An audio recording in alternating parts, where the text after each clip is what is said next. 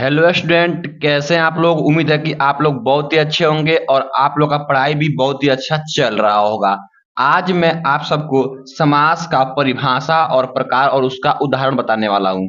कल के वीडियो में मैं समास बताया था, लेकिन वहां पे थोड़ा सा आवाज का इशू था, इसलिए वो वीडियो अच्छा से बन नहीं पाया था। तो आज मैं फिर इसको अच्छे से बताने वाला हूँ, ठीक है ना। तो आप लोग वीडियो के अंत तक बने रहिए। अगर वीडियो अच्छा लगेगा तो वीडियो को लाइक कर दीजिएगा, और आप लोग चैनल पे पहली बार आए हैं तो चैनल को सब्सक्राइब कर लीजिए।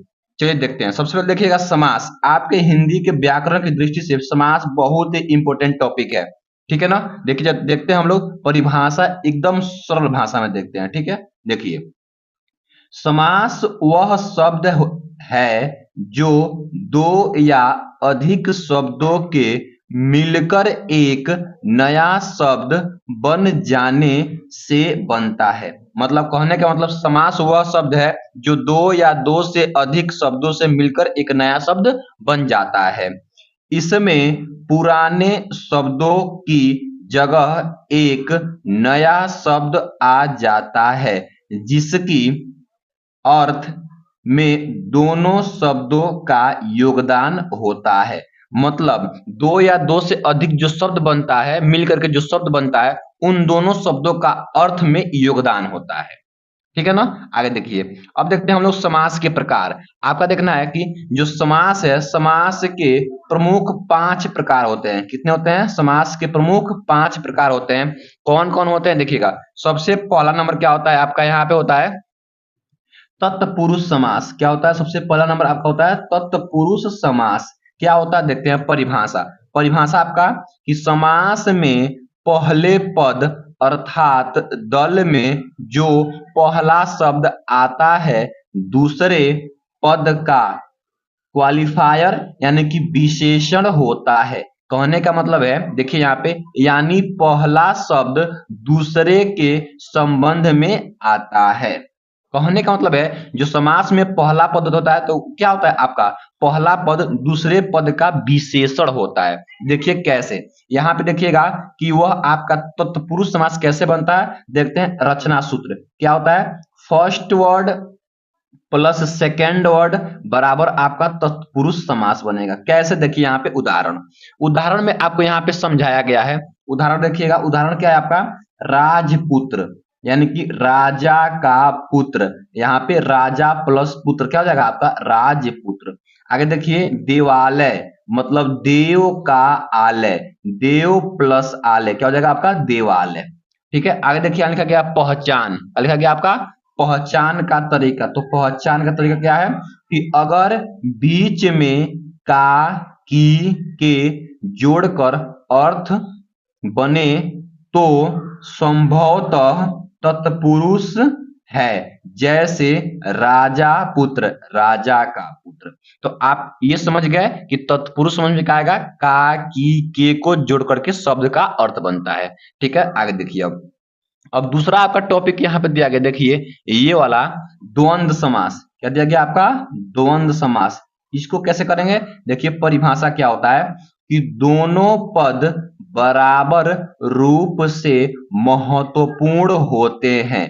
समास का अर्थ दोनों का संयुक्त अर्थ होता है, जैसे अलग अलग नहीं। मतलब जो दोनों शब्दों से मिलकर बनता है कौन, इसमें दो शब्दों का, और दोनों बराबर रूप में महत्वपूर्ण होते हैं। देखिए यहाँ पे कैसे, यहाँ देखिएगा, यहाँ दिया गया है रचना सूत्र। क्या होता है, ए प्लस ए। जो पहला आपका शब्द होगा, दूसरा शब्द होगा, दोनों क्या होगा, दोनों बराबर महत्वपूर्ण वाले होंगे।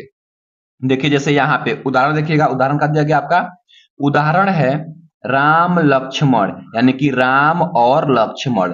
तो राम और लक्ष्मण दोनों शब्द का महत्व बराबर है। क्या है, दोनों शब्द का महत्व क्या है, बराबर है। इसलिए राम लक्ष्मण आपका द्वंद्व समास हो जाएगा। आगे देखिए यहाँ पे, आगे यहाँ देखिए, देखिए आगे इसको देखिएगा। यहां लिखा गया आपका माता पिता। माता पिता देखिएगा, माता और पिता, माता का भी महत्व और पिता का भी महत्व, दोनों का महत्व क्या है आपका, बराबर है। इसलिए माता पिता आपका क्या हो जाएगा, द्वंद्व समास हो जाएगा। देखिए पहचान क्या होता है, पहचान आपका होता है बीच में और, बीच में और लगाकर अर्थ बनता है। जैसे राम और लक्ष्मण, तो क्या हो जाएगा आपका राम लक्ष्मण। तो आपको पहचानना है कि द्वंद्व समास में क्या होता है, आपका बीच में और लगा करके अर्थ बनता है। बिल्कुल सही। अब देखिए यहाँ पे आपका तीसरा नंबर कर्मधार है। ये क्या है, कर्मधारय समास क्या होता है, इसको भी आप लोग आराम से देखिएगा। ये होता है, परिभाषा क्या होता है, परिभाषा देखिएगा, जिस समस्त पद में पहला पद विशेषण दूसरे पद विशेष्य की विशेषता बताए उसे कर्मधारय समास कहते हैं। मतलब इसमें क्या होगा, जो पहला पद होगा वह क्या होगा, विशेषण होगा, और दूसरे पद की क्या बताएगा, विशेषता बताएगा। जैसे देखिए रचना सूत्र में क्या होगा, पहला पद आपका विशेषण और दूसरा कोई नाम होगा जिसकी क्या होगा, विशेषता बताएगा। तो ये आपका क्या कहलाएगा, कर्मधारय समास कहलाएगा। देखिए उदाहरण, देखिए उदाहरण कैसे, यहाँ देखिए उदाहरण क्या है आपका, जैसे चतुर्थ युद्ध, चतुर प्लस युद्ध, युद्ध कैसा था, चतुर था। मतलब देखिए दूसरे पद की पहला क्या कर दिया, विशेषता बता दिया। तो क्या होगा, यहाँ चतुर विशेषण है। देखिए दूसरा, स्वर्ण मुकुट, स्वर्ण मतलब सोना, और मुकुट मतलब आपका मुकुट धारण करने वाला, मतलब सोने का मुकुट। तो कैसा मुकुट, सोने का मुकुट। तो क्या हो गया, ये स्वर्ण मुकुट की विशेषता बता रहा है कि मुकुट कैसा है, आपका स्वर्ण यानी कि सोने की है। ठीक है ना, तो ये भी आपका क्या जाएगा, कर्मधारय समास हो जाएगा। अब देखिए यहाँ पे आप देखिए पहचान, पहचान क्या होता है, पहले पद को अलग से पढ़ने पर वह विशेषण जैसा लगता है। बिल्कुल सही। देखिए चतुर ये क्या है, विशेषण है, स्वर्ण क्या है, विशेषण है। ठीक है ना, तो ये आप इसको पहचान आप लोग याद रख सकते हैं। अब देखिए यहाँ पे आपका बहुब्रीहि समास, बहुब्रीहि समास क्या होता है, आप लोग ध्यान दीजिए यहाँ पे। परिभाषा, परिभाषा क्या है कि वह समास है, मतलब बहुब्रीहि वह समास है जिसमें कोई भी पद प्रधान नहीं होता है बल्कि दोनों पद मिलकर किसी तीसरे पद की ओर संकेत करते हैं। मतलब कहने का मतलब है कि बहुब्रीहि समास वह समास है जिसमें कोई भी पद प्रधान नहीं होता बल्कि दोनों पद मिलकर किसी तीसरे पद की ओर संकेत करते हैं। जैसे देखिए रचना सूत्र क्या हो जाएगा आपका, ए प्लस ए, पहला पद और दूसरा पद दोनों मिलकर के किसी तीसरे पद का नाम या विशेषण यानी कि विशेषता बताएंगे। जैसे देखिए यहाँ पे उदाहरण, उदाहरण में हम क्या लिखेंगे, जैसे चक्रपाणी, चक्रपाणी मतलब चक्र प्लस पाणी, मतलब वह ईश्वर या पुरुष जिसके हाथ में चक्र है, वह ईश्वर या पुरुष जिसके हाथ में क्या है, चक्र है, उसे बोलते हैं चक्रपाणी। यहाँ देखिए, यहाँ चक्रपाणी किसी व्यक्ति के लिए नाम बन गया, मतलब चक्रपाणी किसी व्यक्ति के लिए क्या बन गया, नाम बन गया। जैसे यहाँ नाम बन गया था। देखिए दूसरा नंबर यहाँ पे शशांक, क्या लिखा गया है, शशांक। तो देखिए शस प्लस अंक, चांद जैसा, चंद्रमा के लिए उपमा। यहाँ देखिए पहचान, देखिए क्या हुआ इसका पहचान, समास के दोनों पद जोड़ने पर नया शब्द किसी तीसरे के गुण, नाम के गुण अथवा नाम के लिए है।